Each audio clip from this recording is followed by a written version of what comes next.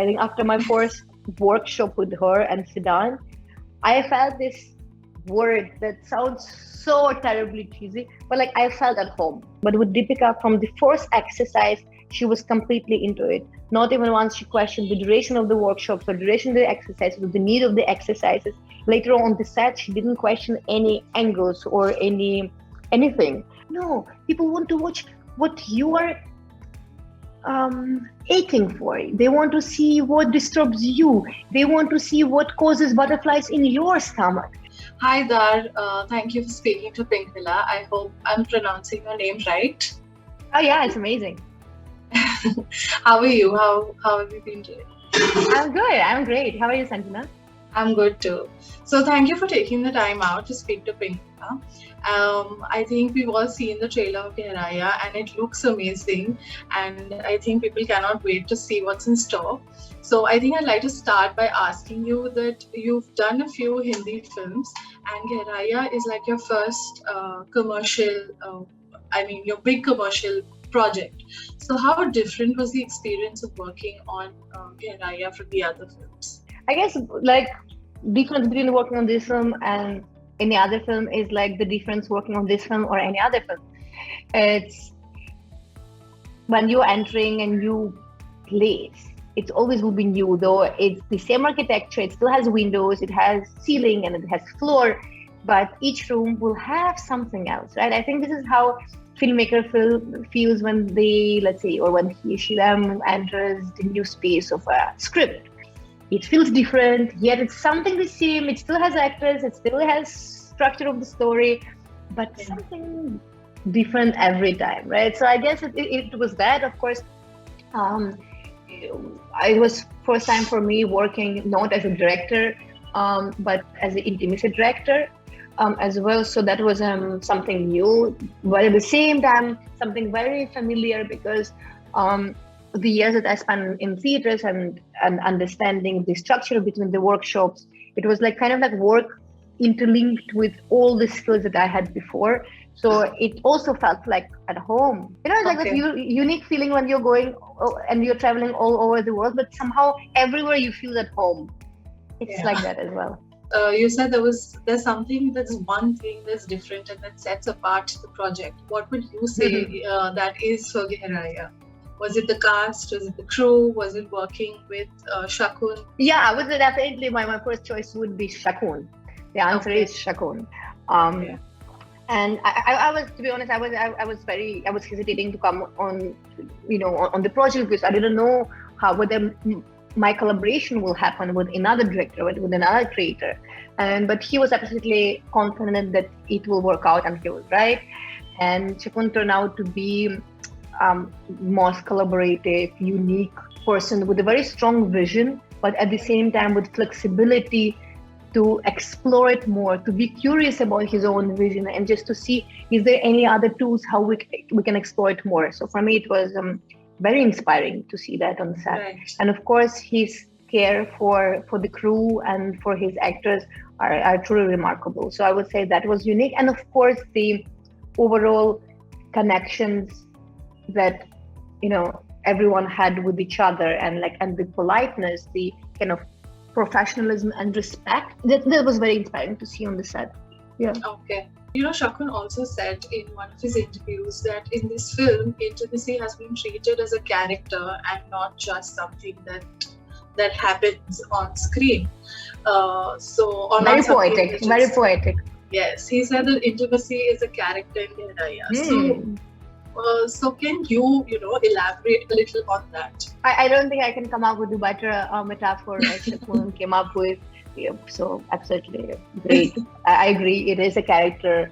It's like the air needs to be charged, right? Of the room that you enter, and you see two people feeling certain energy towards each other, or exchanging certain chemistry. So the task was to create that charged air throughout on screen, and that I would say charged air is this invisible character itself, which is this tender, intimate yet strong ball of energies that we had to exchange with each other, so that for the audience it will feel real, it will It will not feel disturbing, but it will just feel tender and inspiring. So I think my next question would be, how did you bring about that? Like, we've seen Deepika and Siddhant having these intense scenes, even though it's, just a 2 or 3 minute trailer.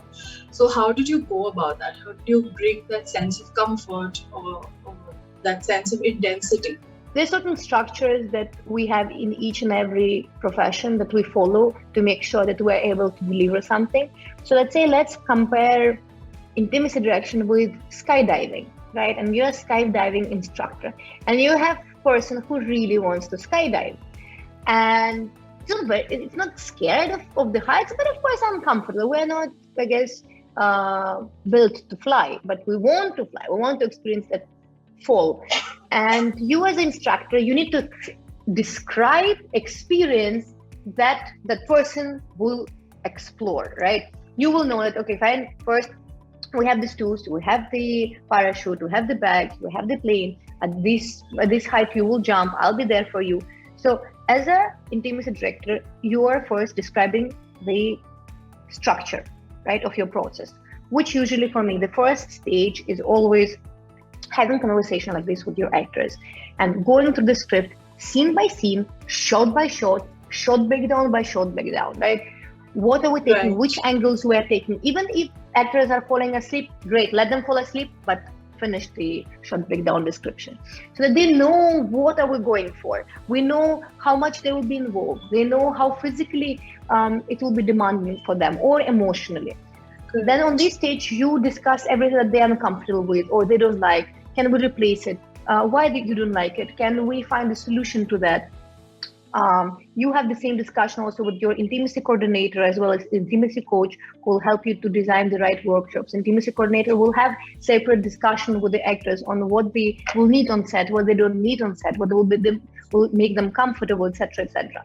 In a way, you're creating these cushions of different people who help actors to express themselves, right? Instead of just saying everything to the director or to the producer, you have several layers of everyone being comfortable in the way.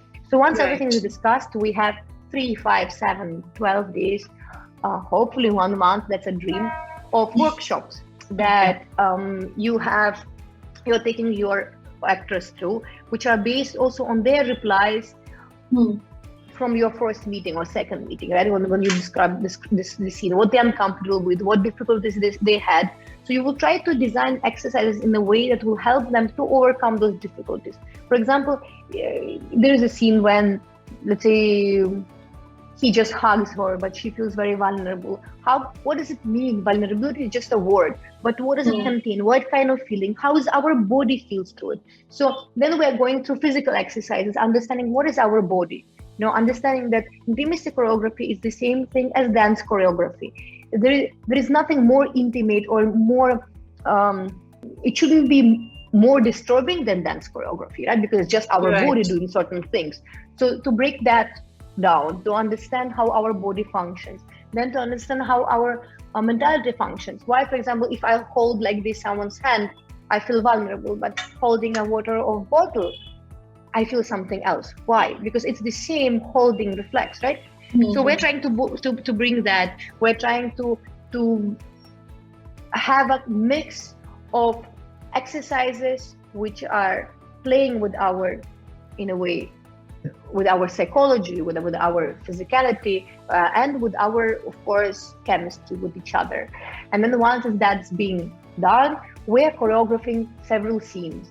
Let's say if there is a scene of, I don't know, them just like he's kissing her on her cheek and she falls from the bed, they're just there, fall on each other, right? How to do that so that everyone feels comfortable and everyone knows that it's just mechanical movements, as mechanical as when we dance, for example, right?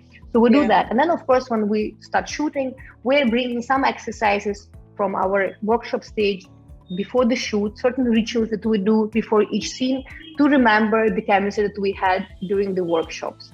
Okay. So it's a very gradual process of making someone feel comfortable with each other, someone understand that there is nothing but professional connection. There is nothing more than just our body movements. Okay. So anyway, so does this, like you explain the process. So you mean that every move is well thought out, and does it kind of get mechanical after a point? It needs to become a mechanical. It first needs to be mechanical. We need to understand that our body is just the body, and we are separate from our body. Whatever our body feels, sometimes it's not what we actually are, and we need to play around with that. In a way, it's also some meditation techniques, understanding that who are we, that we're not our body, we're not our mind, we're not our thoughts, we're something else. And what is that something? I think we need to first make it mechanical, and then on the basis of other exercises, which creates more chemistry, more connection, more trust with each other, then we can create that, to be able to recreate the same scene over and over again. Because at the end of the day, what is love, right? Or what is the emotions that we call love when we look on the screen? It's trust, right? And to create trust between the actors is what the task of intimacy director, intimacy coordinators are. So they can trust each other, because if you have trust, you can, on the basis of this emotion, you can create and hatred and love and passion and any other emotions that you need as a director. That's very well said. Deepika said during one of her interviews that the intimacy in the film is not meant to titillate the audience or to grab eyeballs. So you, as an intimacy director, how are you so mindful, and where do you draw the line? Oh, it's a great question. I think my line lies in what comes through for my actors and what they can push themselves to do and what they can't. And the most important thing is the purpose of every damn scene. If I'm having a kiss on the screen, I need to understand why that kiss is there. If I want this to be more passionate, I can't just say, oh, no, come on guys, more passionate. Why more passionate? What does it mean more passionate? Why do I need more passionate? Right? Because I think it's such a, like, sometimes when we watch, even let's say, I don't know, a night on night number, and you have a close-up of someone's, I don't know, navel, right? It would be as kind of like disturbing as anything else, right? But depends how you will treat it, which angle you were taking from, what's the purpose it has in narrative. Because every time when I feel like seeing someone, let's say, kiss or like hug, because there's no purpose, they just like do it, and you subconsciously as an audience are always looking for a narrative, and therefore for a reason you're looking for the meaning behind that shot. And if you don't find that meaning, you feel it just like for the sake of doing it or for the sake of eyeballs. But I feel the good narrative and the good scenes are not the ones that are explicit, but the ones that has purpose. Because even just like close up of someone just like holding your hand very tightly or your shoulder very tightly, it's much more intimate than seen in a bed. And I think understanding that and playing around with that is what the real storytelling is. Okay. What was it like working with Deepika?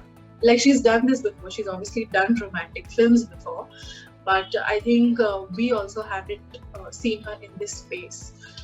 So how was your experience of working with her? Again, not to sound cheesy, but I think after my first workshop with her and Siddhant, I felt this word that sounds so terribly cheesy, but like I felt at home. I felt that that's why I'm doing what I'm doing. That's why I'm here. That's why I entered this industry. Because when you work with someone really professional and very passionate about it, you feel so, I don't know, so grateful to the profession that you are representing. And of course, I didn't know what the response would be. And sometimes you can be really like nice and noble, polite person, but you will not see sense in something that you're doing. But with Deepika, from the first exercise, she was completely into it. Not even once she questioned the duration of the workshops or duration of the exercises or the need of the exercises. Later on the set, she didn't question any angles or anything. And that was very strong. At the same time, if she would feel uncomfortable doing something, she would say that in a very polite way, and we'll find ways how to solve that.